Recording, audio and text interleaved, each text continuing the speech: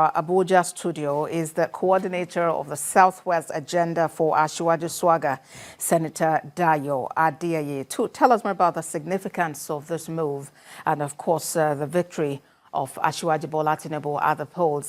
Thank you for joining us on TVC News at 7. Let me begin by congratulating you on your party's victory at the polls. As a national coordinator of Swaga, you were at different fora campaigning for Asiwaju Tinubu. How does this victory make you feel?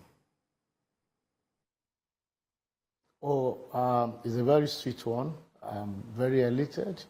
I'm extremely happy. And we give all the glory to God Almighty. This is a journey that we embarked upon 3 years ago. At that point in time, a lot of people were mocking us. They didn't believe in that we were going to succeed at the end. But we thank God for seeing us through. We passed through a lot of difficult times. But we thank God because we had a good product that we were selling. And we thank God also and thank Nigerians that they are able to buy this good product from us. Now, so we want to thank Nigerians most especially for giving the mandate to Asiwaju Bola Tinubu. Now, to the issue of reconciliation with the other contestants with Asiwaju, particularly the candidates of PDP, of the Labour Party, and of the NMPP, and indeed all the other presidential candidates of the various parties. It is a very good move. It shows the quality, the leadership quality of Asiwaju Bola Tinubu. Here is a man who believes in reconciliation. Here is a man who believes in the unity of the country. He has prepared himself for this very hour. And of course, he knows that he cannot move the country forward without everybody joining hands with him at this greatest hour of our need in this country. So he has taken the right step by constituting a committee to meet with the aggrieved presidential candidates of the various parties so that all of us can work together. We must have a nation. We must have unity, first and foremost, before we can even have democracy. So the nation, the interest of the nation is more paramount than individual interests, even more paramount than the interests of any political party. So let us join hands together with the president-elect so that Nigeria can have better days ahead. Tadia, you released a statement earlier where you said that Asiwaju Bola Tinubu's performance will exceed expectation. You sounded so assured, so reassuring. What gives you that confidence? When we started Swaga about 3 years ago, what we were selling to the people was his record as the governor of Lagos State. In those 8 years, he virtually performed miracles. He broke all the records in terms of developmental indices. He did a lot of infrastructure, construction of roads. Don't forget that he was even the first person who was going to create an independent power project in Lagos so as to give Lagos independent power supply. But that effort was frustrated by the federal government at the time. In the area of education, in the area of health, in the area of human and capital development, he was excellent. I will repeat it again that in 2001, I had the privilege to serve in the committee constituted by Afenifere to assess the performance of the governors in the Southwest. And after our assessment, I can say it boldly that Asiwaju came on top. He was number one. He came first. And that's what gives me the confidence that given the chance again at the national level, he will excel and he will perform creditably. Like I said in my statement, he will exceed all expectations. I see him tackling all the major problems confronting us, arresting the insecurity situation, accelerating our economic development, bringing about rapid social economic development of the country, particularly giving hope to the youth, the teeming millions of Nigerian youths who seem to be hopeless right now. They will receive special mention, special attention from him.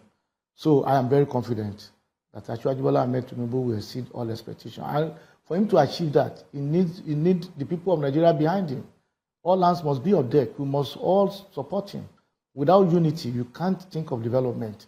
That is why the committee that he has set up is very important. I can only appeal to the presidential candidates to please embrace peace, to please open their doors to this committee that has been set up and to reason with them so that all of us can develop this country. After all, the reason why they were contesting was not for their own personal interest, but to develop the country.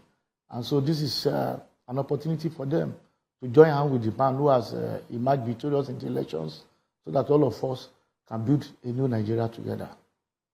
Well, let's talk about young people. They play a critical role in the country. What is your charge to them at this time? My charge to them is that they should keep hope alive. There is hope for them. Asiwaju Bola Tinubu, the first statements that came out of his mouth after he was declared president-elect was that the youth of this country, that he has heard them loud and clear. All of us heard them loud and clear, and so they are going to receive special attention from Asiwaju Bola Tinubu. He's a man who keeps his promises.